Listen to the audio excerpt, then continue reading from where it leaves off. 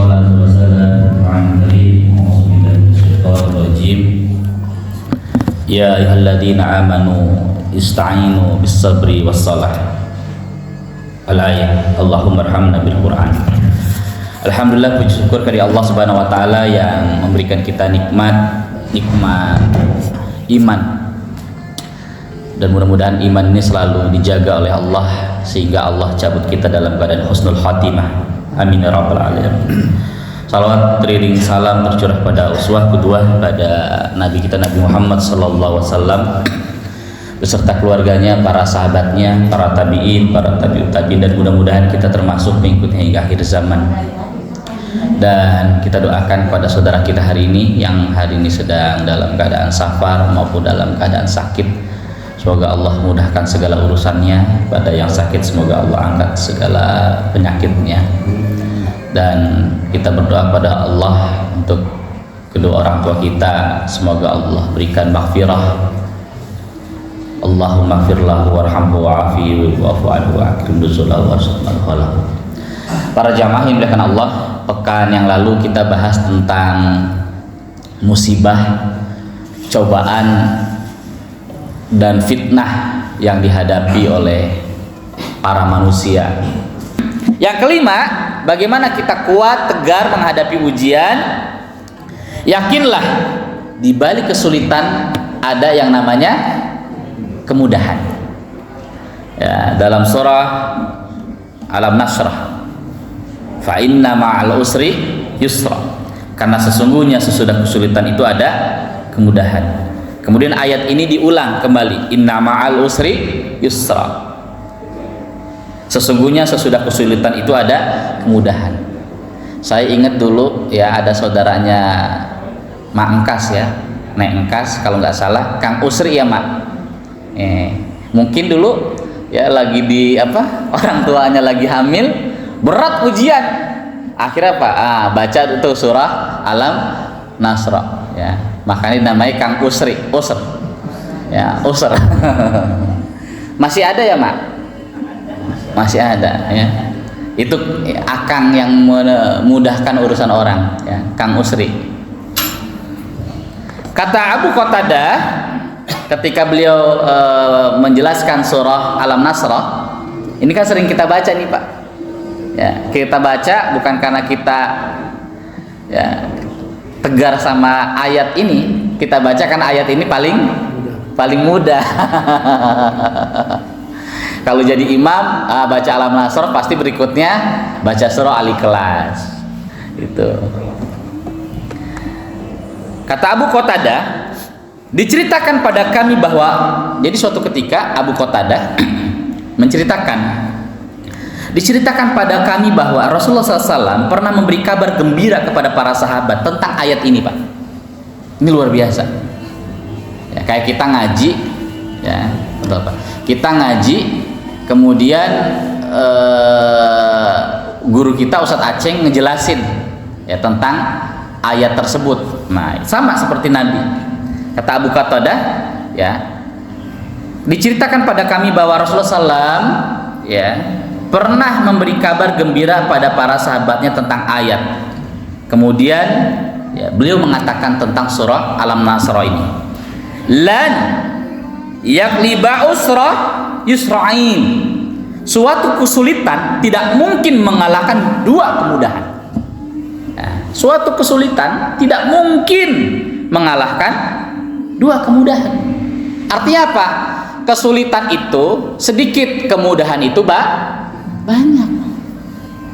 Pak, dulu kita sekolah Pak, SD atau SMP atau SMA, sekolahnya berapa tahun Pak kita? Ya, katakanlah satu tahun ya, kita belajar cuma katakanlah 80 hari, katakanlah ya 80 hari.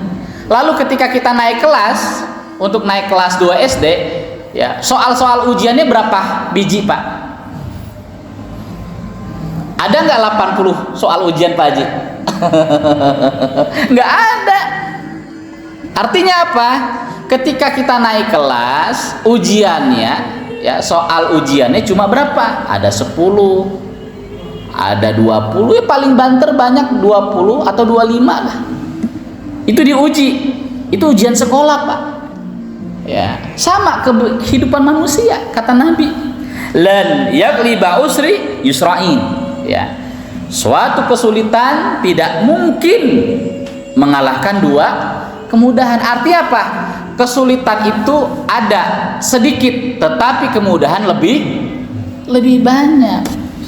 Makanya ada istilah jalan, banyak jalan apa? Banyak jalan menuju surga, tapi lebih sulit menuju neraka. Ya, saya sebelum subuh berangkat, bawa motor ke sini. Apa yang terjadi? Jalan Ibu Nyai ditutup. Sebelahnya kadang dibuka, ditutup.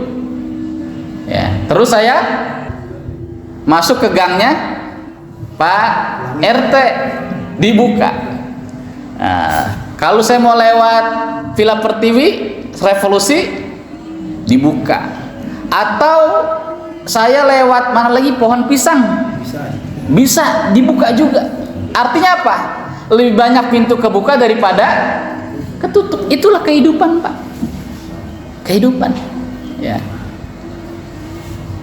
Yang keenam, biar kita kuat menghadapi cobaan, hadapilah cobaan dengan bersabar.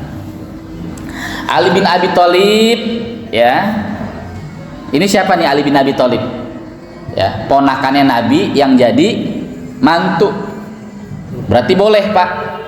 Ya, kita punya anak, kemudian anak kita nikah sama ponakan kita jadi mantu, boleh.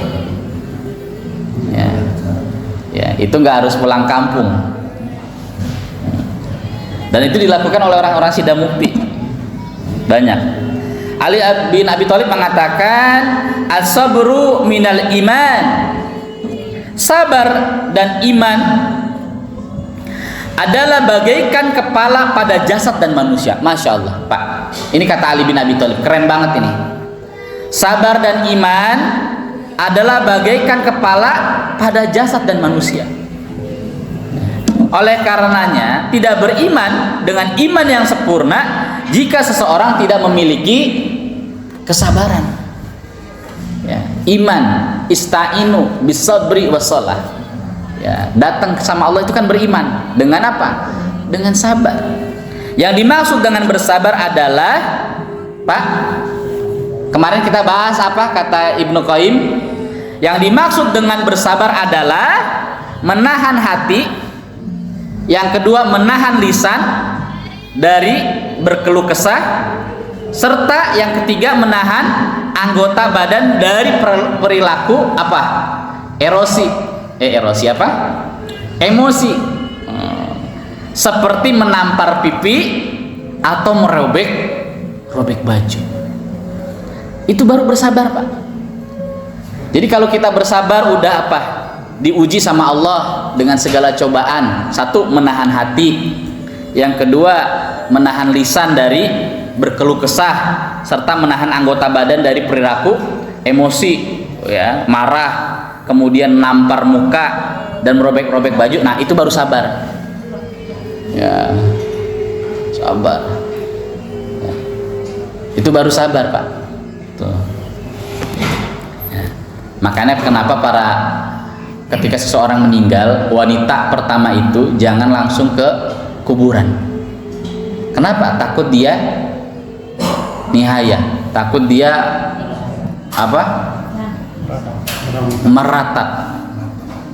Ya, makanya kata Nabi Pak, seseorang yang nanti tidak dilihat oleh Allah, ya, orang yang meratapi, ya, mayat, nggak boleh kita meratapi terlalu, ya, berlebihan, karena ini adalah ciri orang-orang jahiliyah. Kenapa? Karena bagi orang beriman Pak, meninggal itu bukanlah ke akhir segalanya, bukan Pak. Orang meninggal itu bukan akhir dari segalanya, bukan. Kita tinggal di Baitur Rahmah, di Sidamukti ini hanya sebentar, tapi kehidupan sesungguhnya di akhirat. sebentar. Kampung kita tenang aja Pak, tenang nih, sabar. Kampung Sidamukti sesungguhnya di mana? Di surga apa neraka? Surga. Pengen ya, jangan nauzubillah, jangan surganya Sidamukti di neraka. Surga Pak, di surga. Yang ketujuh, bersabarlah di awal musibah. Jadi biar kita kuat, tegar iman kita, bersabarlah di awal musibah. Ya, jadi yang namanya sabar itu di awal, bukan di akhir. Rasulullah SAW bersabda, innama sabru inda matil ula. Yang namanya sabar seharusnya dimulai ketika di awal ditimpa musibah. Catat Pak, itulah sabar yang sebenarnya. Sabar yang sebenarnya bukanlah ketika telah mengeluh lebih dahulu kemudian diawali musibah. Makanya Pak, ingat kalau kita takziah ya, kalau kata orang Sidamukti apa? Ngelayat ya? Apa ngelawat? Yang mana yang bener nih Pak RW? Yang mana, ngelawat apa ngelayat? Atau nyelawat? Apa? Ya monggo lah, silakan dengan bahasa dialeknya ya. Kata Pak RW orang Sidamukti Pabuaran Kidul ngelawat. Kata Pak Jono yang orang Sidamukti Tulen, Pak, bukan ngelawat, ngelayat. Nah, terserah lah. Yang benar itu takziah. Ya, yang benar itu ya bukan ngelawat ya, takziah. Nah, apa yang harus kita lakukan? Yang pertama, ya, ketika kita datang, kita takziah nih, ada mayatnya, ada jenazahnya, apa? Qalu innalillahi wa inna ilaihi. Apa ketika kita ketemu, maaf, buat orang yang ditinggal apa? Innalillahi wa inna ilaihi rajiun. Semuanya punya Allah dan kembali akan kepada Allah. Dan apa? Doakan, Allahumma ighfir lahu warhamhu wa afihi wa. Jangan kemudian duduk datang apa? Ngobrol ya, terus kemudian apa? Ngopi, masa ngopi di ngelayat? Itu ngopi dari mana nih? Ya Allah. Itu mah bukan ngelayat namanya. Hah? Kondangan. Apalagi kalau ada kue. Iya, ya. Ini alhamdulillah kita senang ya. Alhamdulillah saya bangga ya Pak RW. Ya, bangganya apa? Di kita ya sekarang sudah banyak. Kalau ada yang meninggal, ibu-ibu apa? Masak. Ya, tetangga tuh. Ya, dikodinir sama siapa? Ibu-ibu. Ya, terus ada makan, istri makan. Yang jelas itu bukan makanan si sohibul, ya, sohibul musibah. Sohibul bait. Kalau sohibul bait mah bertamu. Nah, nggak boleh.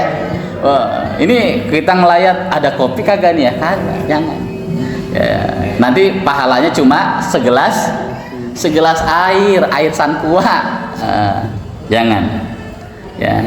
Jadi kita harus kuat. Ya, harus kuat. Ya. Dan jangan kemudian duduk, itu si bapak sakit apa ya? Jangan. Sholatin dulu. Makanya para jamaah ya, catat nih ya, ketika kita datang ngelayat takziah dan jenazah itu belum ke masjid, kita datang ya, jangan nongkrong dulu di luar. Datang lihat jenazahnya, doakan jenazahnya serta sholat di situ. Dulu ada yang tanya, Ustadz, itu sholatnya jenazahnya harus ke masjid? Ya kagak harus. Ya, nggak harus. Ya, kenapa? Karena orang tentu kan punya kesibukan. Misalkan jenazah harus berangkatnya jam apa, ditaruhnya di masjid jam 8, sedangkan kita harus berangkat kerja kan, ya Pak RW ya, sehingga enak tuh nyolatin.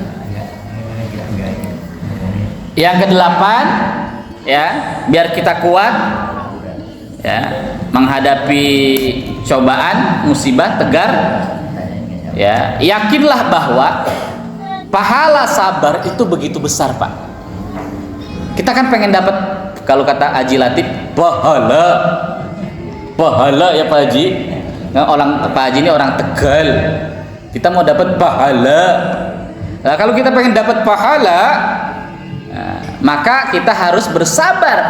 Dan orang yang sabar dengan menghadapi cobaan, ujian, pahalanya besar. Ingatlah janji Allah ya dalam surah Az-Zumar, innama yawaffas sabiruna ajrahum bighairi hisab.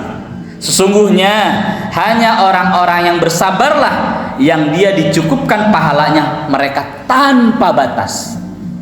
Ya, Al-Auza'i seorang ulama mengatakan dalam surah Az-Zumar ayat 10 mengatakan bahwa pahala bagi orang yang bersabar, Pak catat Pak, pahala bagi orang yang bersabar tidak bisa ditakar dan ditimbang. Luar biasa Pak. Pahala bagi orang yang bersabar tidak bisa ditakar dan ditimbang. Mereka benar-benar akan mendapatkan ketinggian derajat yang tertinggi di sisi Allah. Masya Allah, ini luar biasa. Ini buat keteguhan buat kita. As-Su'di mengatakan balasan orang-orang yang bersabar adalah surga. Ya, balasan orang-orang yang bersabar adalah surga. Lalu yang kesembilan, ya biar kita kuat, ya ketika kita dikasih musibah, ucapkanlah inna lillahi wa inna ilaihi rajiun. Ya. Ummu Salamah, ini siapa nih Pak Ummu Salamah? Yang bisa jawab boleh pulang. Salah satu istri Nabi. Ya. Ummu Salamah, salah satu istri Nabi Shallallahu Alaihi Wasallam berkata bahwa beliau pernah mendengar Rasulullah SAW bersabda. Jadi Ummu Salamah salah satu istri Nabi pernah dengar Nabi ngomong gini ke suaminya, ke istrinya. Siapa saja dari hamba yang tertimpa suatu musibah, lalu ia mengucapkan innalillahi wa inna ilaihi rajiun, kemudian berdoa nih Pak, Allahumma jurni fi musibati wa akhlif fi khairan minha. Segala sesuatu adalah milik Allah dan akan kembali kepadanya. Ya Allah, berilah ganjaran terhadap musibah yang menimpaku dan berilah ganti dengan yang lebih baik. Kemudian Allah akan memberinya ganjaran dalam musibahnya dan menggantinya dengan yang lebih baik. Ya. Ketika Abu Salamah wafat, Abu Salamah itu yaitu Nabi, ya. Ketika Abu Salamah yaitu suamiku wafat, ya, maksudnya Muhammad SAW, aku pun menyebut doa ini sebagaimana yang Nabi Rasulullah ajarkan, perintahkan kepadaku.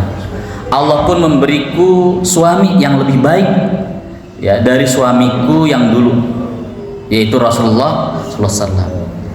Jadi Ummu Salamah tuh punya istri, punya suami.